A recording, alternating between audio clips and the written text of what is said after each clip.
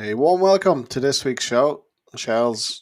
Both Shells teams, 2-1 victories over the weekend, ensured both campaigns remain firmly on course as we approach the summertime and the summer breaks. Donny's with us after a very busy weekend. Donny, hope you're feeling refreshed and revived after Friday and Saturday.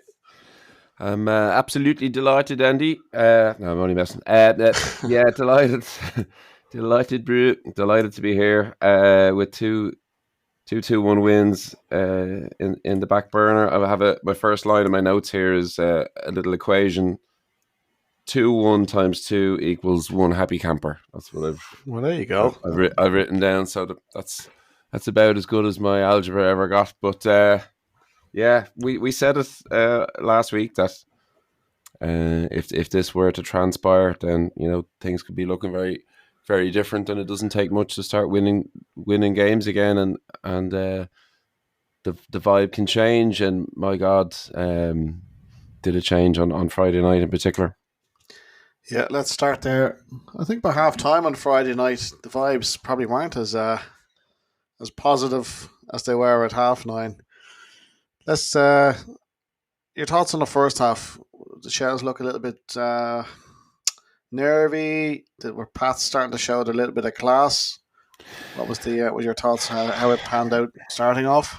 It didn't look good, did it? And look, with the benefit of hindsight now, with the way that things panned out in the second, Damien Duff was pretty honest in his assessment of it as well, in saying that we didn't look good. He made 3 changes at halftime. That's not insignificant.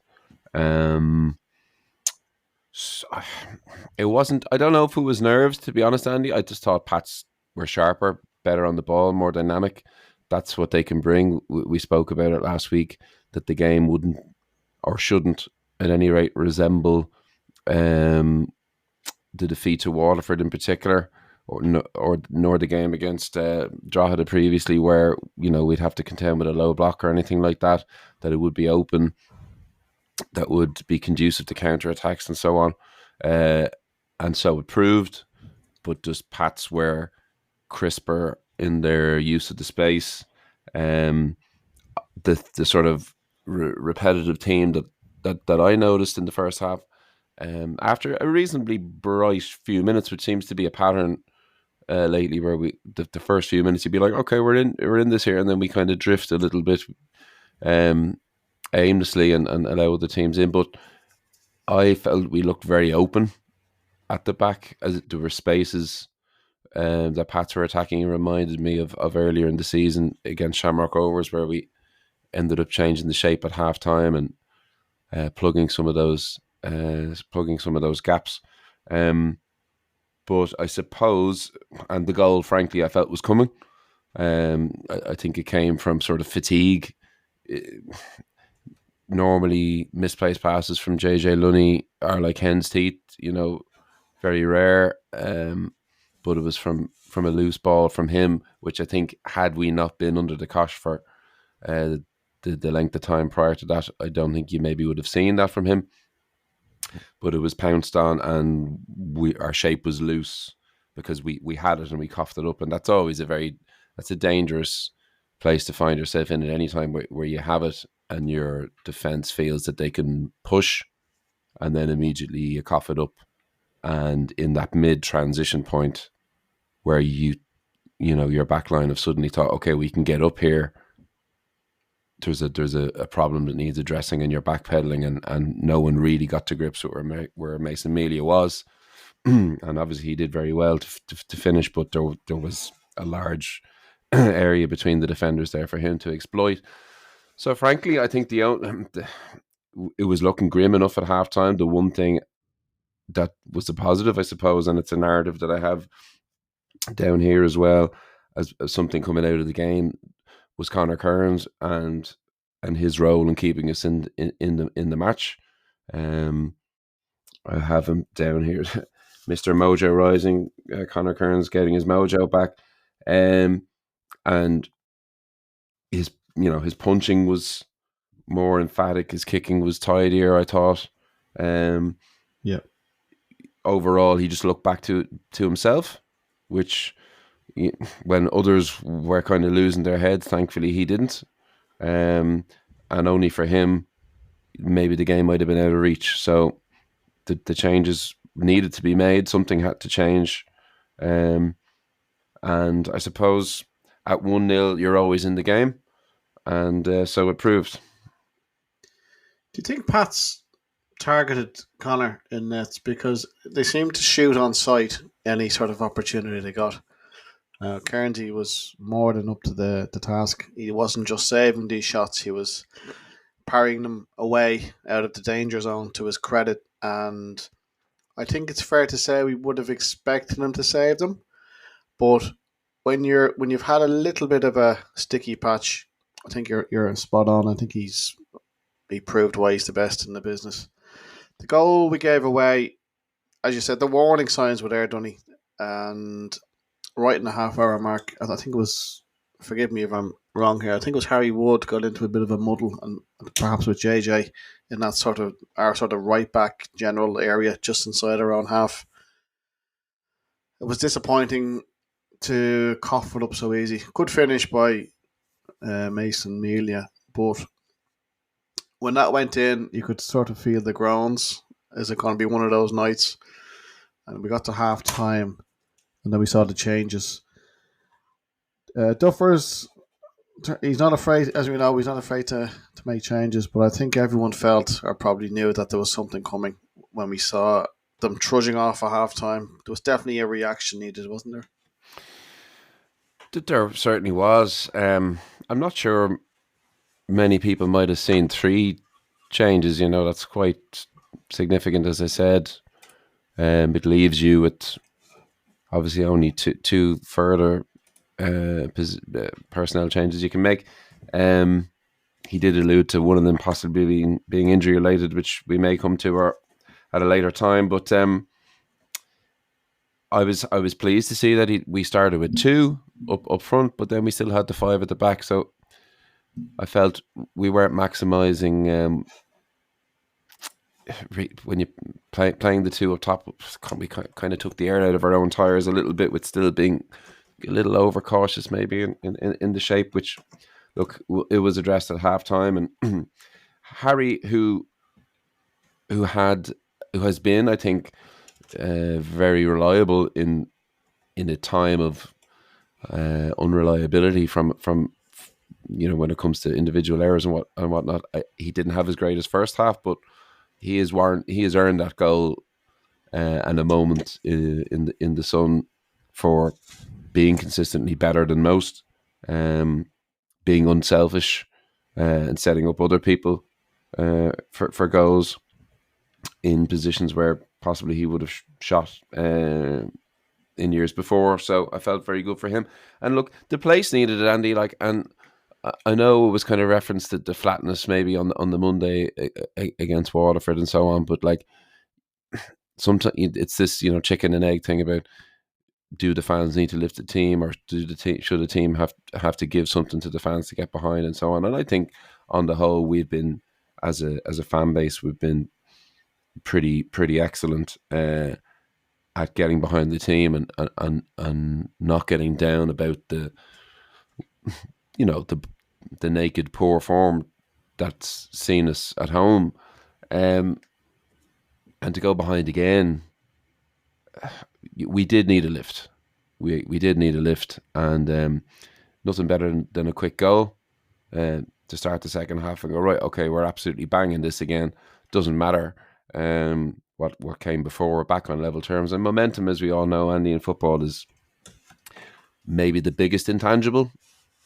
Momentum and hunger, maybe desire, but those things. But once it happens, it's like you're running downhill all of a sudden, rather than like Sisyphus pushing the boulder up the hill, which is kind of felt in the last while. That's been us, but very, very pleased, obviously. And the reason I mentioned the fans is because I thought as soon as that goal went in, and from that point on to the end of the game, the place was electric and on wheels. And insert cliche as you wish, but really, really spurring the team on, and you got that symbiotic relationship back again, where they're giving us and we're giving it back to them, and it was working in a beautiful harmony for the end of the night, and no better way than like if winning games 3-0 might be nice. I can't really remember a time when we did them, but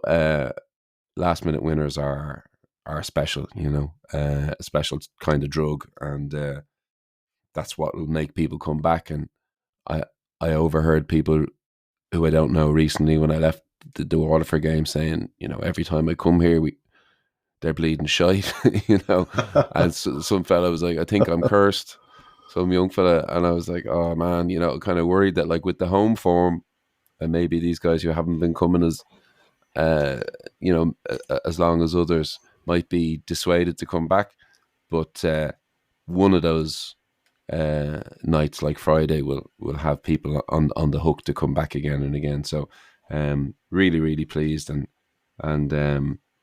an unbelievable way to win the match. Yeah, it was special feeling there with that last gasp winner. Kerr McInroy has had a fine season so far, so I was delighted to see him fire it in. You could see what it meant to the players there.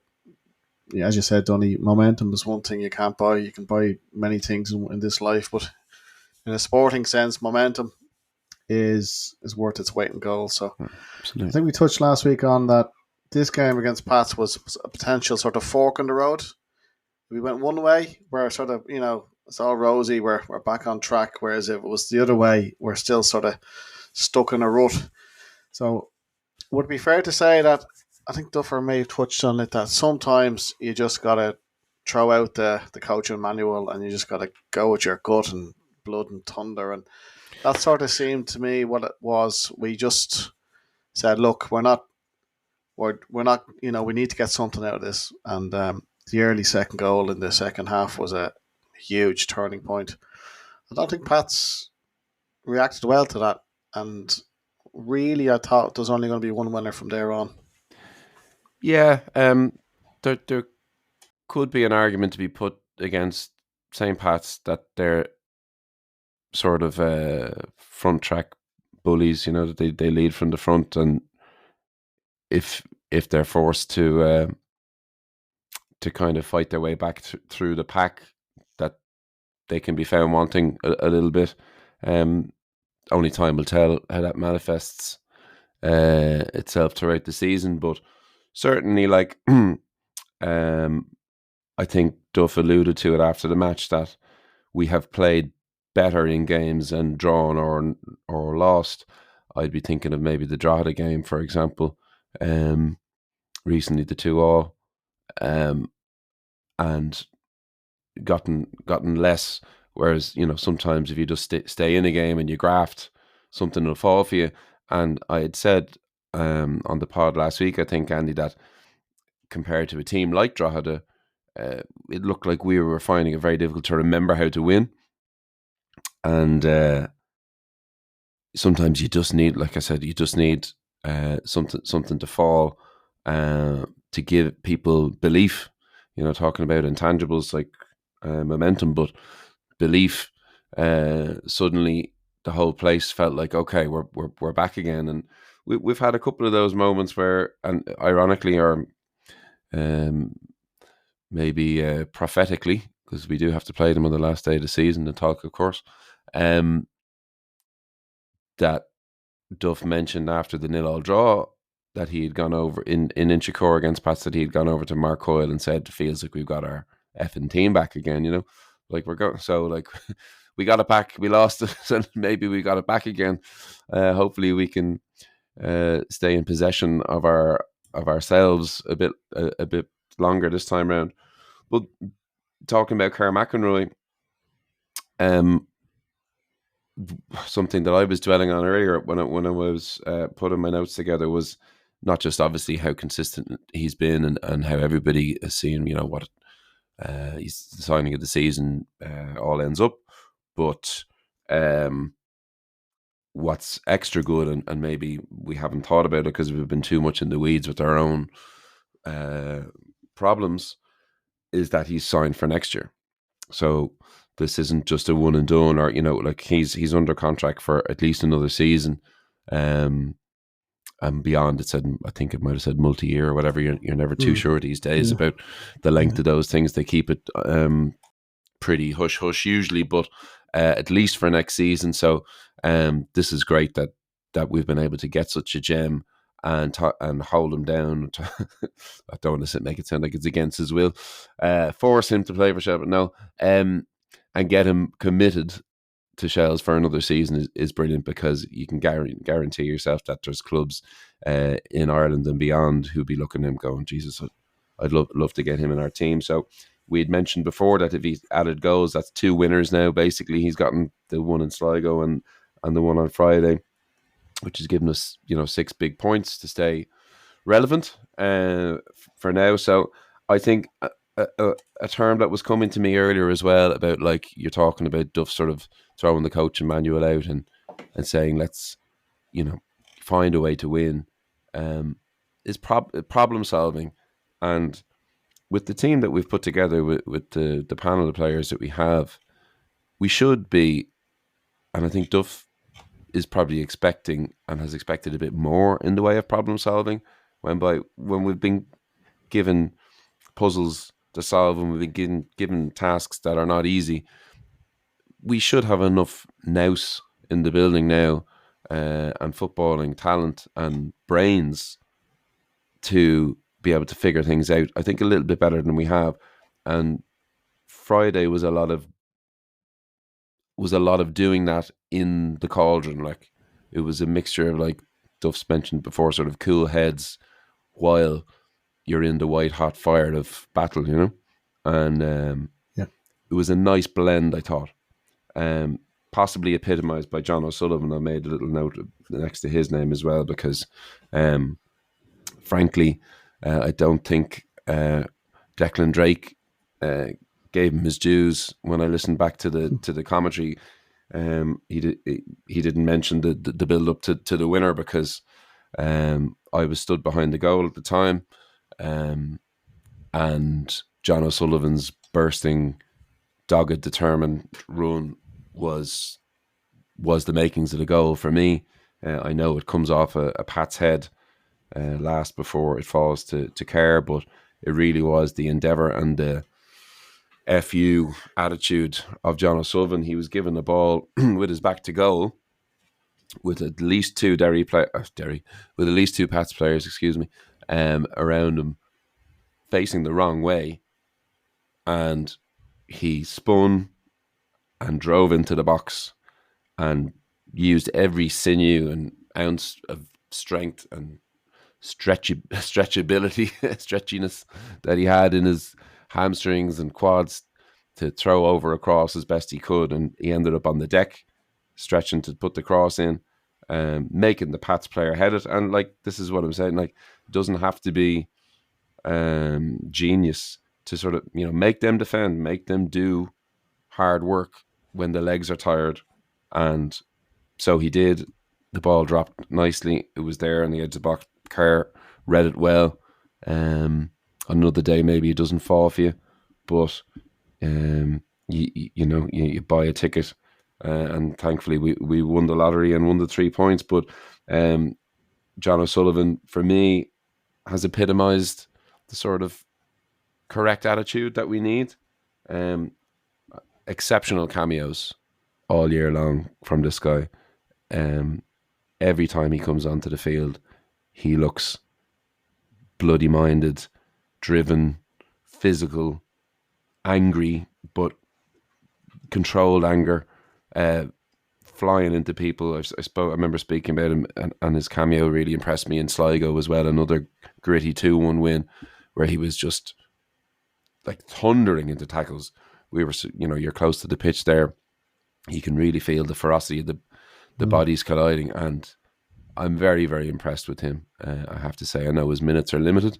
We know that he has to be managed in a certain way, but hats off to John O'Sullivan, and hats off to Kerr McEnroy. I think John O'Sullivan is the example of a player who's now really enjoying his football. maybe it's through maturity that I think he's early.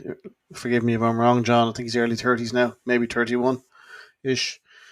He's had his ups and downs across his career, but you can definitely see he's enjoying it. And any substitution that you bring onto a field at any level, Donny, you want to see them make an impact. And by God, did he make an impact? And as you said, he did the same against Sligo. He may not. I was chatting to him very briefly after the match. He was doing his warm down, so I didn't want to interrupt that. But he was. I got the sense that he was. What's the word? He was very, very content with his evening's work, and so he should be. On that question, Dunny, I think we said this last week. If you're Ryan O'Kane or if you're Ray Tulloch, and last week we saw Dan Kelly come on for the last few minutes against Waterford, who, as I said, hadn't played for maybe 6 months, and then you're on last Friday, you're seeing John O'Sullivan coming on ahead of you again. There's, yeah, does that send those boys home saying, like, what have I got to do here to get into Duffer's plans? We don't know what's going on behind the scenes, but whenever I see, for example, Ryan O'Kane in his pre-match, very professional, goes through the motions, does his warm-up and so on, but we haven't seen much of him at all, maybe 2 or 3 sub-appearances so far this year. Yeah, it's a curious situation, of course, and as you say, we're not privy to the details. Dan Kelly also came on in garbage time effectively on Friday, so I don't know. In the winger's mindset or attacking player's mindset, would you rather not come on, or would you rather, if you're Ryan O'Kane, are you bothered coming on in the 95th minute for 60 seconds to run around and block a long ball, or you know what I mean? I'd say Dan Kelly probably doesn't mind because he's had the fitness issues and is probably happy of any minutes he gets, no matter how small at this point. But back onto the other 2 guys. Look, I mentioned the term bomb squad last week, I think, as well, and it's an unfortunate reality of most serious football teams when you have a squad. It was something that was being discussed on Saturday behind the goal amongst ourselves at the women's game. Some people had seen Ray Tulloch get into some verbals outside the match after the game with some. We weren't the people who reported the story to me weren't sure the persuasion of the fans. A question whether it was Shells or Pats, but he was not pleased with their line of inquiry, whatever it was that was being said to him, which isn't nice.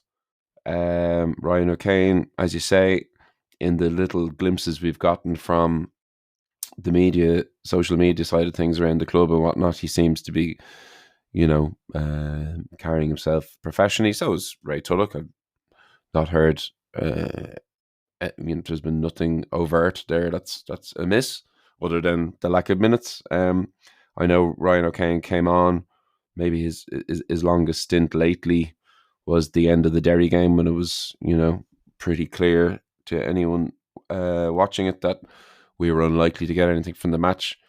I don't recall him doing anything of significance in that game either, but we were floundering and we weren't really in that game, so that that's a hard task to show any merits in when the game is basically over. So I'm not sure, Andy, what more we can say beyond what we've discussed last week. I'm still a little bit at a loss as to how we signed these players and targeted guys like this if we've gone to play a system whereby they're effectively redundant. What is the point in having so many wingers in a team when we are steadfastly now, it seems, refusing to play wingers? Now, things can change. We're a third of the way through the season, so there's still the majority of the season left to play. But unless when Paddy Barrett and Lewis Temple return to full fitness, and if we were to be blessed with a period of relative stability at the back perhaps we might see ourselves revert to a 4, and there we could go with a 5 across the middle or a 4 across the middle, depending on how we wanted to play it. And then you could see some orthodox wingers come into the team. But Yeah. there's no evidence of it now. So that it's more that would work. If I was Ryan O'Kane or these guys, I'd be like, well, what? Why did you bring me here? And look, John O'Sullivan has a little bit more flexibility to his game. You see, like he's slotted in at fullback for us, for God's sake. He's played wing back. He's played centre mid. The guy has a few more strings to his bow. These aren't areas that you would expect certainly Ryan O'Kane to show up. And I know Ray Tulloch had a brief cameo at left wing back as well, but I don't think he has too many defensive bones in his body, so I don't think that would be the best use of his attributes either. All I would say is that you have to leave it to the management team and hope that the players who are in the building are at least being professional in the way that they train and the way that they interact with others. Again, we've heard nothing to the contrary. You just do feel a little bit sorry for them, I guess, at times. That and as a fan, you'd like to see a bit more. But then there's an element as well of like, that is over to you. If John O'Sullivan can get game time, if Dan Kelly can get game time. We started the season with wingers, as we've touched on before, and the two people who were in those positions were not orthodox wingers. So, and we had ones that were fit. So that tells me that on the training ground, Duff didn't see enough in these people we're speaking of to warrant a start, and it's kind of over to you for them to make their way into the squad. There's a transfer window opening in the not too distant future, and if things continue as they are, I wouldn't be shocked to see a few alterations to the squad in ins and outs. Well, that's Pat's boxed off, Tony. This Friday, we head just up the road to visit our old friends. Probably, to be fair, one of the informed teams, results-wise. Always a feverish and frenzied night up in Dalymount Park. Any idea what the hell's going to happen in terms of selection, formation, all these key questions, Bohs? And your good friend, was it Lise Musette, the Moose, whatever they call him? He's up and running after his big money deal signing. But Bohs, in all seriousness, have found a bit of form. And while they may not be blowing us away with their style of play, it's all about results. And they have been getting the job done again last week. Another late goal and another winner away to Sligo. We have to be on our toes for this one. Absolutely.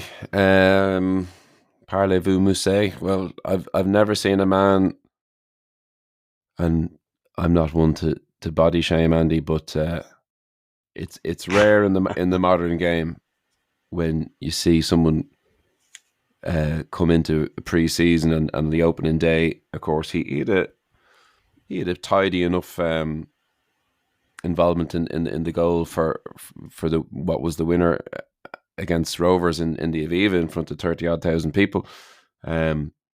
He's managed to get heavier since then somehow, which takes some doing when you're a professional athlete, because you're training twice a day. He must have found a meal between breakfast and brunch or something. I don't know, but his finish was delightful. I've seen there's some stats doing the rounds about how Bohs have led for a combined amount of minutes, like less than 20, and have yet to have come away with 5 or 6 wins. It's incredible how regularly they're scoring late goals, which shows you, like, no more so than what we talked about ourselves on Friday, and the sort of good thing that says about you as a team, and where you're at mentally, to not flounder when things aren't going your way, to not lose the rag and to stay in it and stay at it until the very, very end. And like Moussa's was in the 88th minute or so. That's comparatively early compared to some of the goals they've been getting, which are like 95, 96, 97 type of jazz, which is nuts. But I have it written down here. Do not concede late against Bohs. Fool me once, shame on me. Fool me 7 consecutive weeks in a row, etc. So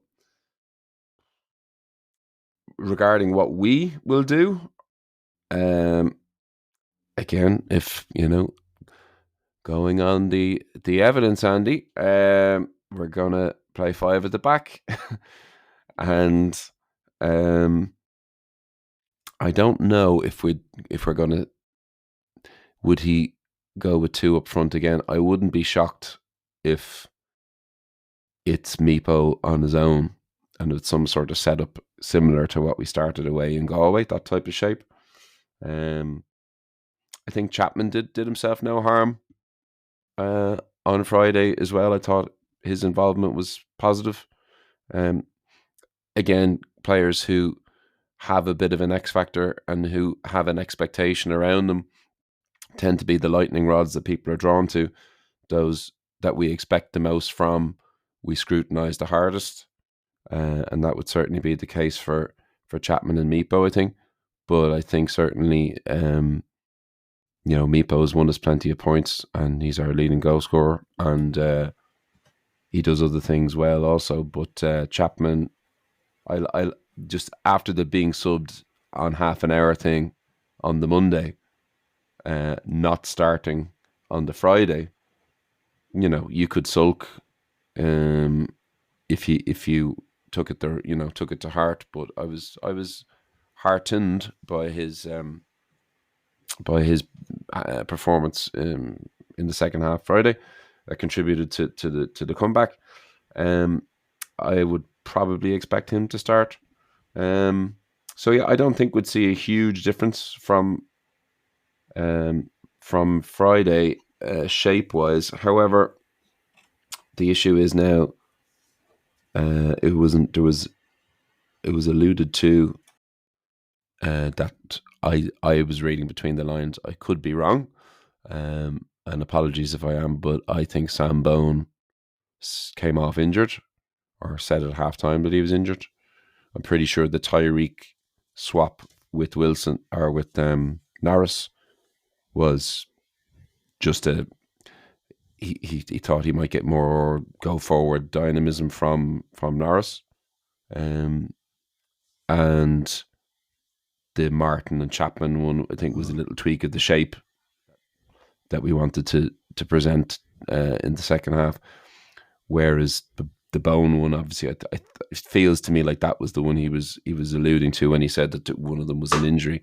And of course, Bone has previous here for not being able to make it through games and these niggling things that seem to not be resolved. So, were he to be unavailable, now Gannon came on, and frankly, I know we've had a lot of games in a short period of time.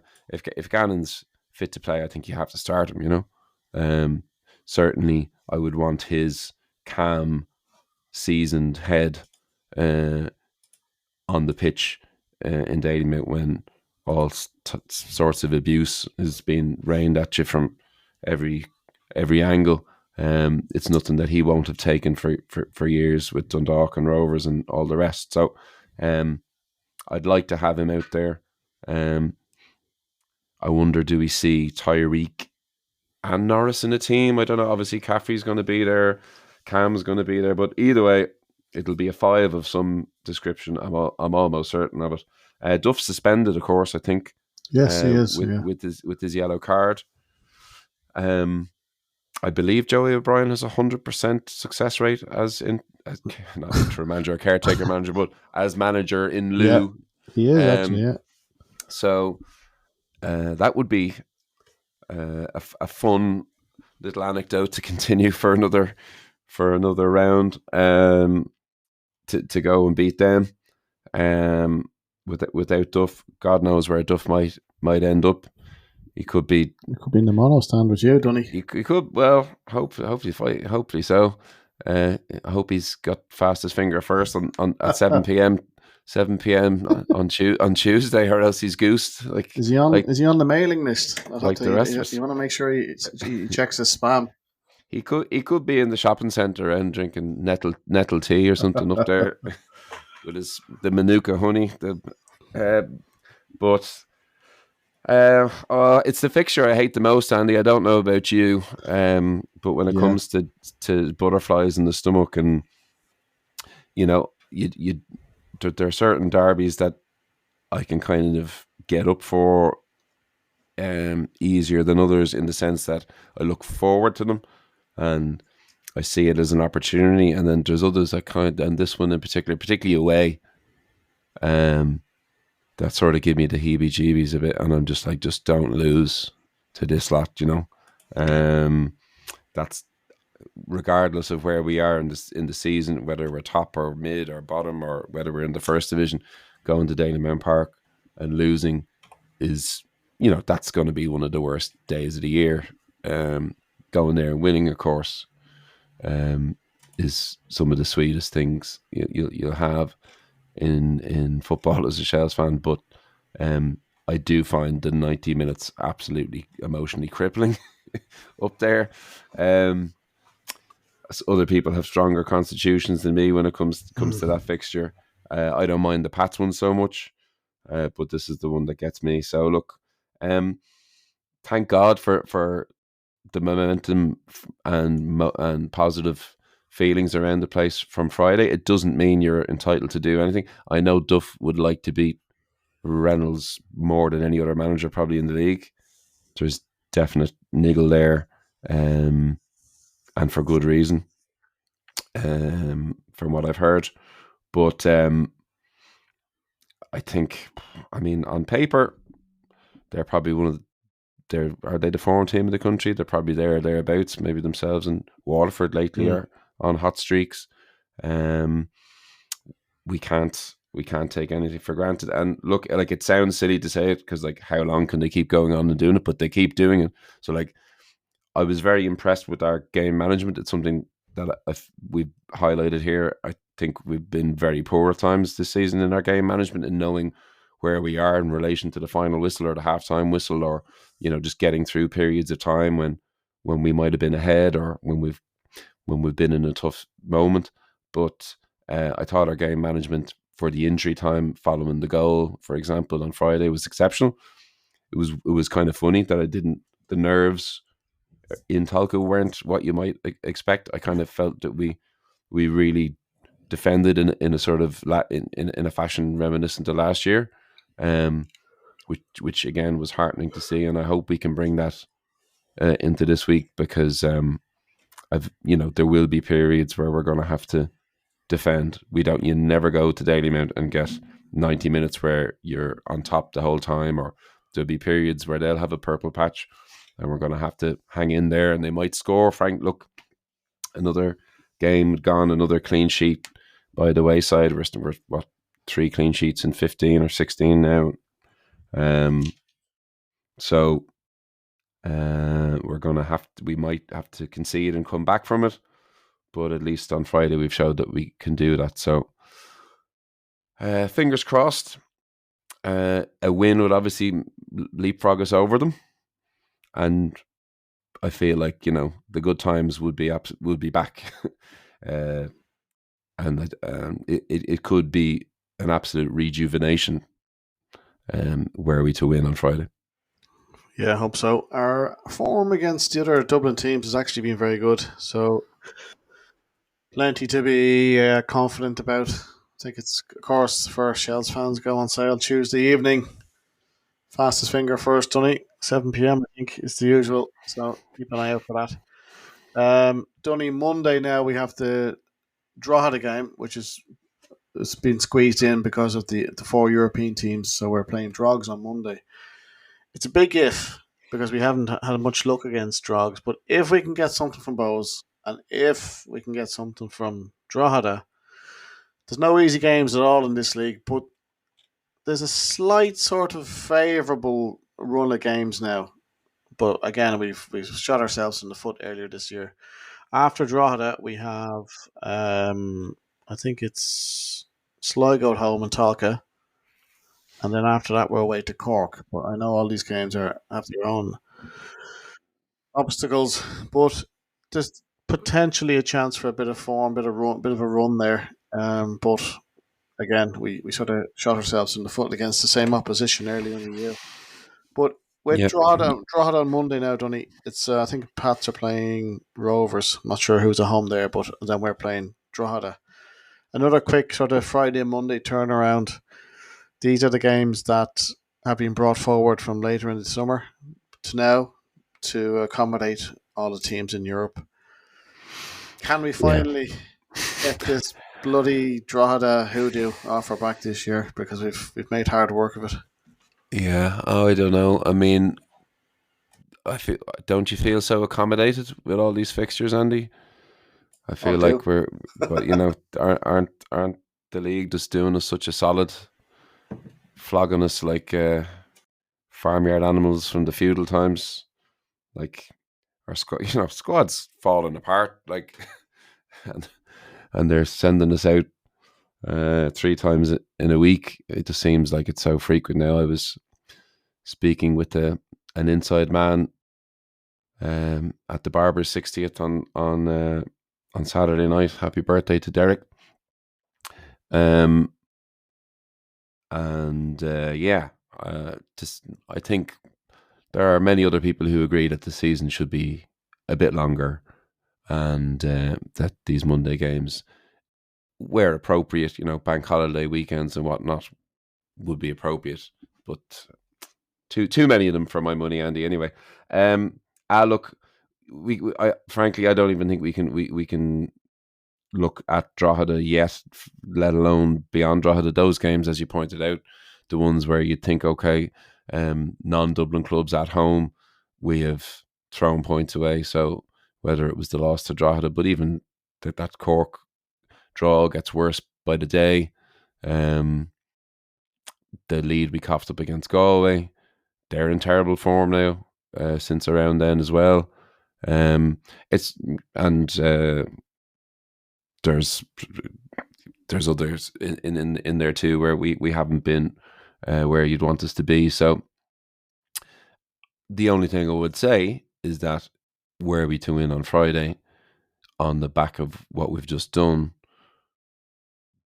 the kind of self belief should allow us to feel that okay, the sparring is over now. This is the time for the real fight, and to take it to Drogheda. I know Damien and the management team and the players too would be hurting that they've played Drogheda home and away and only come away with 1 point, um, despite probably 100 shots and 90% possession. But they'll want to put that right. We kind of have to. You have to tip the balance the other way. You play each other 4 times. They've gotten the better of us in 2, so it's. I mean, points wise, out of 6. I mean, so it's time to redress that. But we'll have to cross that bridge when we get to it. If we could put a run together, that would be fantastic. But I don't think we can afford to look past a very, very motivated, rejuvenated Bohs team on Friday, who are now from having gone very recently to talking about and singing about sacking their own manager after the match.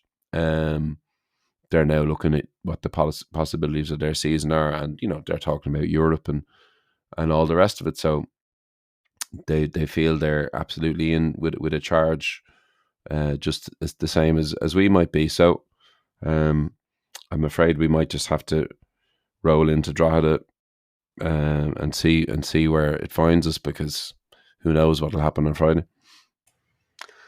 Good stuff. So yeah, busy weekend ahead on the men's side. Let's keep our fingers and toes crossed and everything else for 2 big performances, and let's see where that leaves us next Monday evening. So before we catch up on the women's side of things, Tony, there was some sad news from the club today about a real top shells man. Chris Sands, the club historian, who's very sadly passed away over the weekend. I would have met Chris, as would many of Reds fans over the years.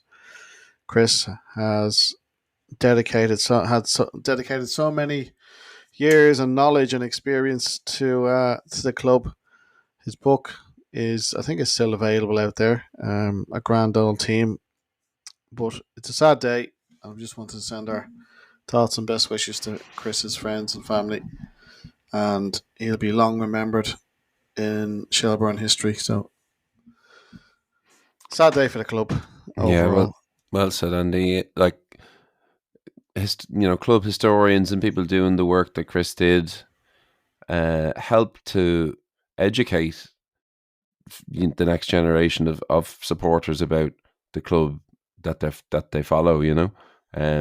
If it wasn't for people like Chris, you wouldn't have documentation of the stories from times past, and you really can't know who you are as a football club and as a supporter of a football club unless you know where you've been and who got you there.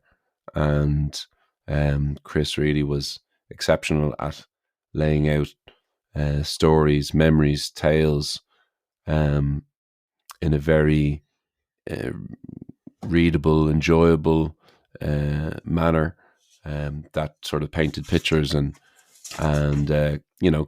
keeps legends alive. And I just saw the clips today of him talking about Val Harris and people like this, and it's names like that that are important, that they're kept alive in the lore of the football club. Jimmy O'Connor and his hat trick in Dalymount against Bohs. These things are things that are woven into the tapestry of the football club. Eric Barber being up on a flag now on the Riverside regularly at games.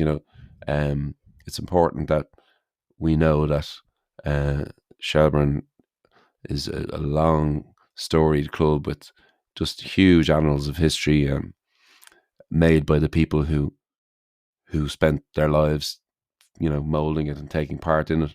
And were it not for someone like Chris to document this, we'd lose the detail and we'd lose the story. So yeah, very very sad day for the club, and I'd echo your sentiments there, Andy. That we're thinking about his family and all that he gave to the club. Yeah, Chris Sands, a true Shelbourne legend. Donny, we last Saturday we were in Talca for what I thought was one of the best games I've seen in a long time. It was a little bit edgy. Took a little bit of magic to win it and to get the Reds over the line. Shells 2, Galway United 1. That was again another must win, judging by how Athlone are motoring along.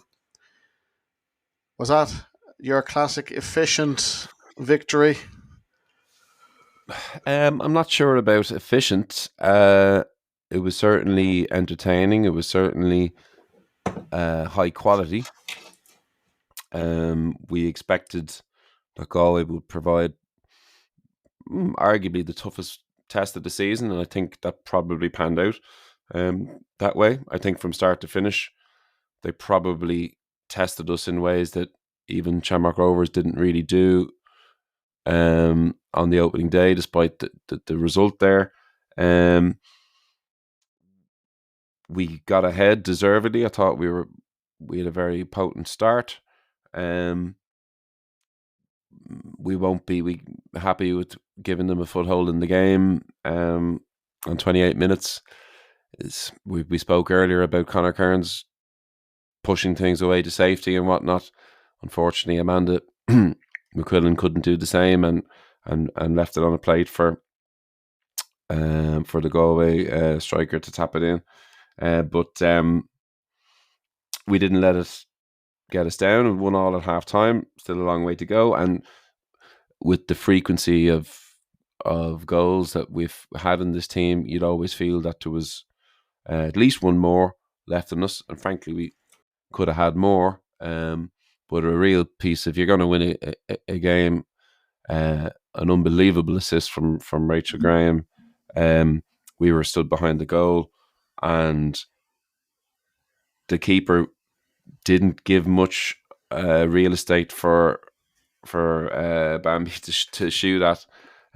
She went through the legs. It was probably the only way of getting past the goalie, and it was just beautiful. You know, two touches, one from Rachel spreading it 30, 35 yards right into the path. I don't think Rebecca Cook had to take a touch, and the finish underneath the keeper was beautiful.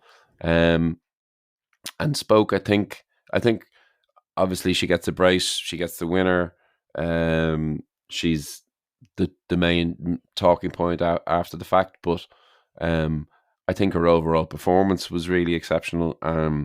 Goals aside, and I heard Eoin Wearen speak about this after the game, referencing that he kind of felt that she was now beginning to deliver on the promise and the ability that she had, and that we're sort of starting to see. And I, again, kind of reading between the lines, I kind of think he was maybe referring to, he's seeing it a bit more in training as well, that she's kind of feeling the flow since her return. Now it's taken maybe a little while to get to where she wants to be, but I think she's hit a good vein of form now. And I thought she was just tormentor in chief the whole afternoon, really, and epitomized everything good that we did. So there was a long time to go when we went 2-1 up. It was only in the 51st minute, so there was a lot of football between that and the end of the game.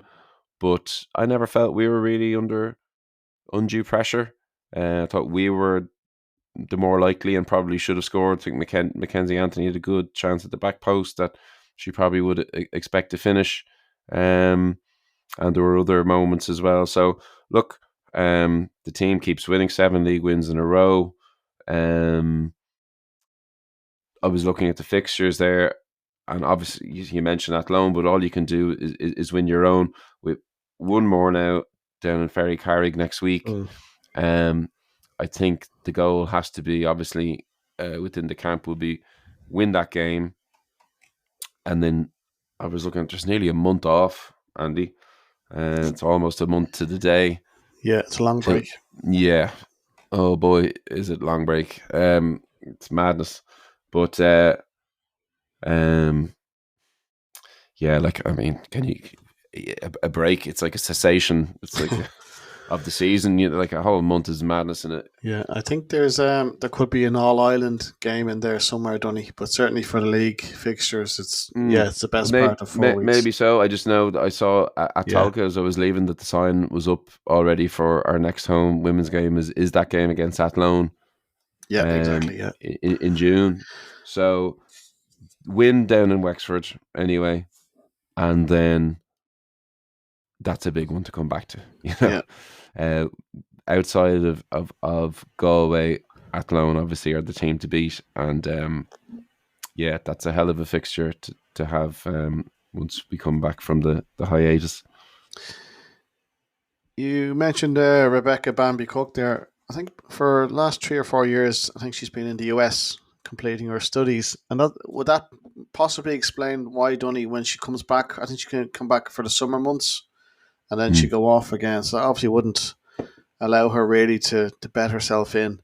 But now she's been back here, I think, full time since finishing her studies, and we're starting to see the fruits of the labours now in terms of her performances.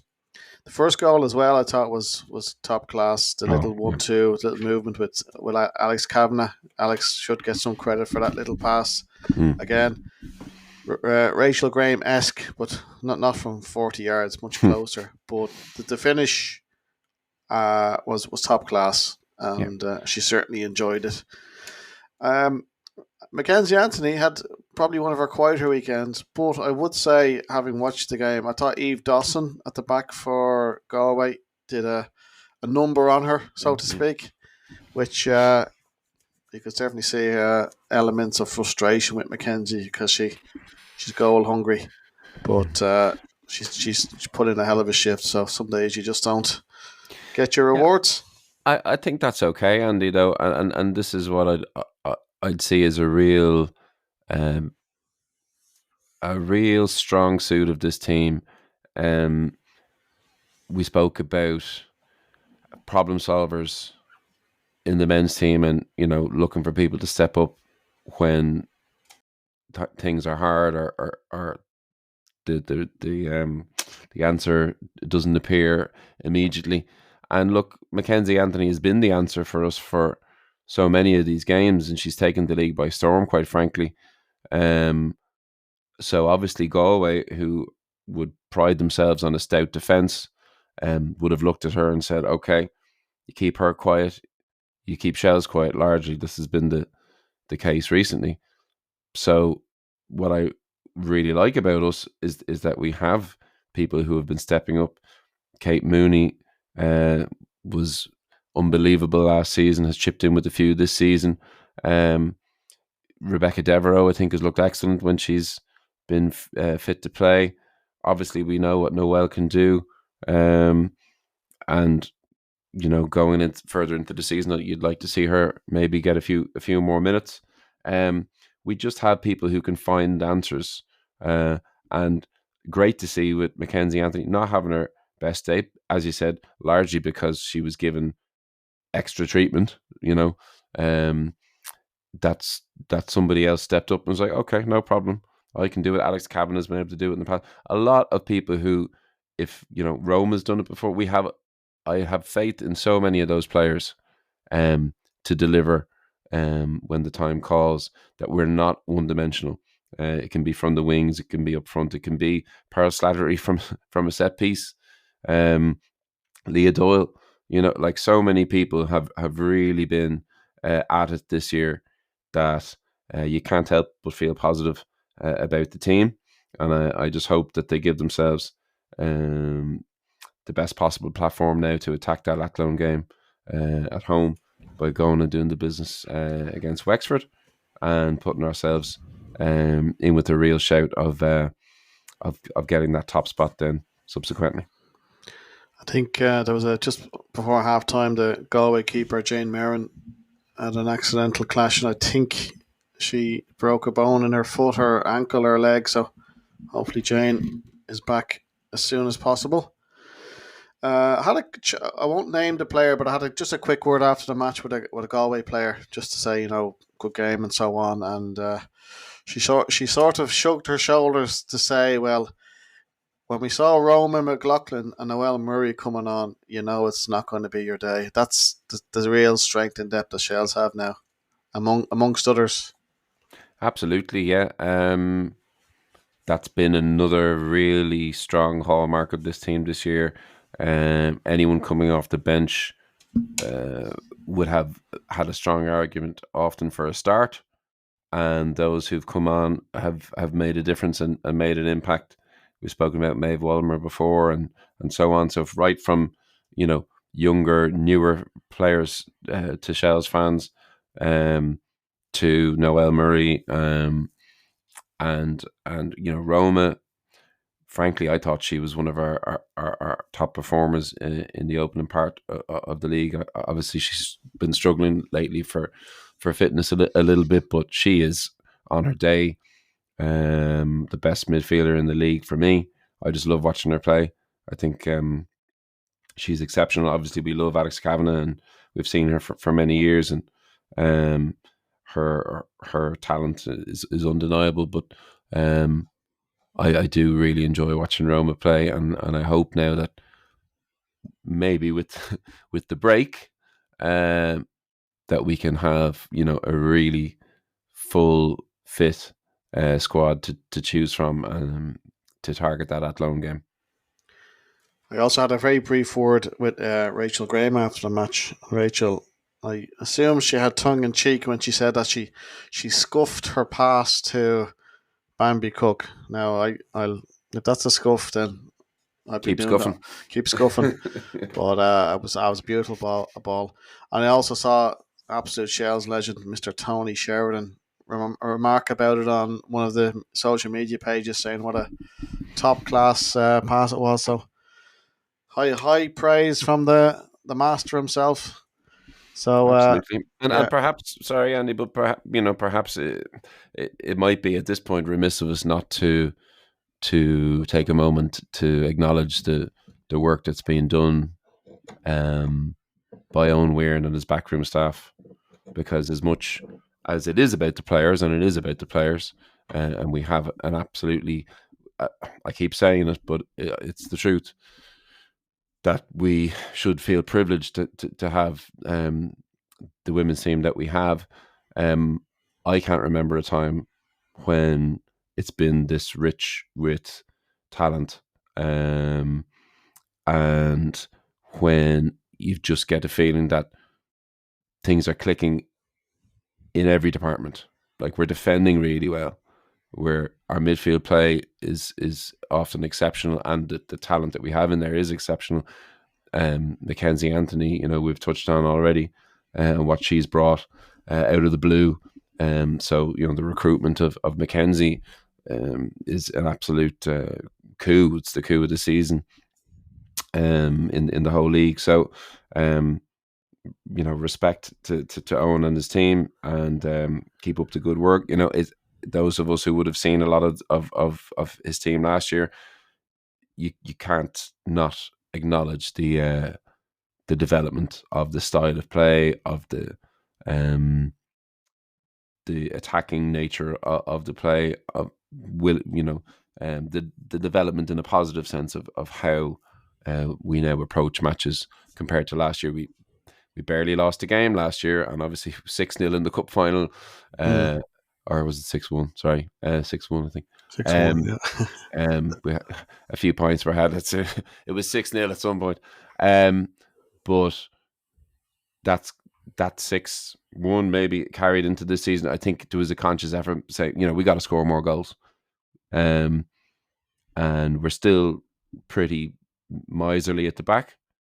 But this team, again, I keep saying it. If you haven't come out to see them play, you are missing maybe the best Shells women's team there's ever been.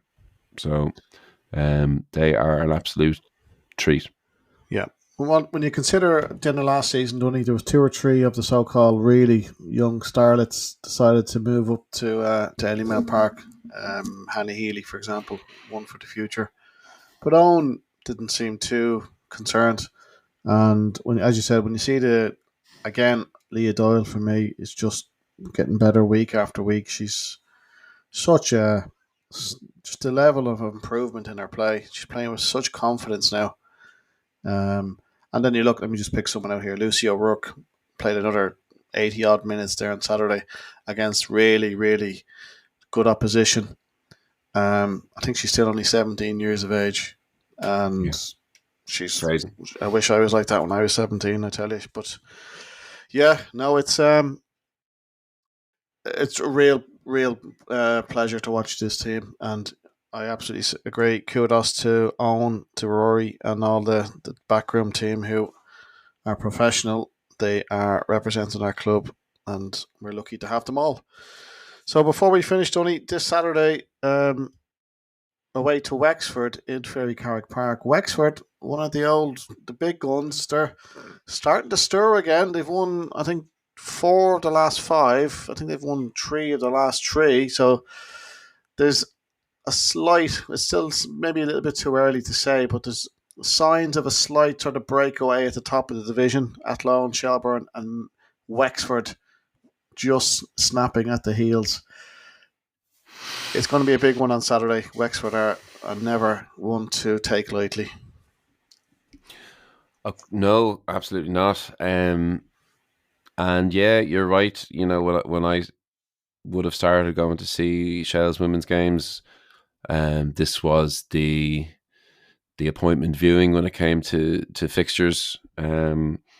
I remember Leanne Kernan's hat-trick in the Aviva in the cup final against them, but often, in the league as well, obviously they'd run us close. It was very frequent that if we weren't winning things, it was them. They always raised, as do every team really, raise their game when we come to town. This is this is an unfortunate reality of being consistently in the top two teams in the country every year. That people know what you're bringing when you arrive, and they up their game, and they know that they have to be on it, or else they're going to be on the end of a bad reversal. So, um, 8 league wins in a row would be a hell of an achievement. But as you say, it's really it's really unfair of Athlone to keep winning all their matches as well. Uh, I saw that they'd gone a player down early in the game on Saturday evening, and I thought, oh, we could be onto something here. But yeah, going a goal up, then a player down, and still winning 3-0. Look, we've got to keep trucking, and we'll get a chance to fight for 6 points against Athlone in due course. So I can only imagine how focused we're going to be for this. Wexford will obviously give it everything they've got, but I hope the Ferry Carrick pitch at this time of year plays well, because I've been down there quite a few times between the men's and the first division, and more recently for the women's team, and it can be not great, just for passing and dribbling. It can be very bobbly. But look, we've found ways to win in many different guises. Look no further than the win away at Treaty recently. So obviously I'd back the girls to do the job, and you'd hope that maybe that's the mantra, is kind of once more into the breach, and then we can breathe, decompress for a little while, take a well earned break. If we've gotten 8 wins on the spin, that would be fantastic. And as I said, come back with renewed vigor for the Athlone match. But certainly Wexford won't give it all our own way, and we'll have to earn it. But I certainly wouldn't be I wouldn't be betting against our girls, not at all. So yeah, big game to finish before the mini break. Wish the team the very best on Saturday. So Donny, that's not as long as episode as last week. I think we're all fatigued from last week, so we'll leave it there. And, yeah, well, on that note, Andy, sorry, I don't mean to drag it on, but I don't know about you, but last week's episode was probably the most challenging to do, just in terms of the content that we had to put out there, and to speak honestly about what we saw and where we felt things were going wrong and so on. And I wasn't sure. I woke up the next day when it went out. I wasn't sure how some people might react to it, and but I have to say I received probably more direct contact from people who wouldn't maybe necessarily always throw me a text or whatever, but people that might be in groups with their friends of friends or acquaintances and that type of thing, who reached out through Twitter or WhatsApp or various ways to contact me and say that they thought that it was good that we were speaking candidly, and that they enjoyed it. And you're not going to agree with everything we say. That's football. Opinions are to a penny, but I think it was just nice to hear that people seem to get the thrust of where we were coming from, and that we were just trying to speak honestly and openly. And it was it was such a great relief to know that coming into this episode that we can speak honestly and openly about some very, very positive things as well. So I was delighted with that. And thank you to those people who reached out. It might be remiss also, Andy, not to mention a good Shell's family in the Brennans. Oh, yes. Had a big weekend. I was managed by Derek Brennan for my most successful years as a player at Shells AFC. We won the lot. I played alongside his son. I played alongside John briefly. I played alongside his brother Tom. And obviously PJ is an absolute gentleman, and absolute 12 carat red. He's unbelievable. Great man. And obviously Jer is the other brother, and Jer would have strong Shells leanings as well because his family is Reds through and through. So I have no bandwidth anymore for other sports really, involving field sports, but so Gaelic football kind of doesn't really feature in my life anymore. But I was pleased to see that it just took the employment of a Shells man to break the 68-year curse in County Louth to lift the Leinster title in the football. So that did please me because great stock, great family, and yeah. So I know that meant a lot to PJ and to the other members of the Brennan family. So congratulations to them. Absolutely, Donny. Yeah, it slipped my mind. I did reach out to John yesterday to congratulate him and the Brennan family. The Wee County are celebrating. I don't live a million miles from that County Louth, so I saw the motor vehicles up and down the motorway yesterday. But well done to Jer, good Reds man. And look, tell you what, that's another piece of history. And as you said, Donny, it takes a red to get things done around here. So PJ and all the Brennans, congratulations, and a huge crowd. So delighted for them, and enjoy the celebrations, which I'm sure will go on for a few days. So Donny, let's hope we're celebrating this Friday night. Thanks again for your input and your expertise, Donny, and best of luck in the fastest finger first tomorrow night with the ticket lottery. But thanks again to everyone who's listened. Don't forget to like, share, and let anybody who may not know about the show just send it on to them. And yeah, as Donny said, we got some great feedback over recent days. So thanks to everyone who, first of all, takes time out of their week and day to listen to us rambling on. And if any comments or questions or thoughts or feedback, fire them in. All the information is on the show notes. And that is us done for this week. Donny, enjoy the week ahead, and we'll speak to everyone next week.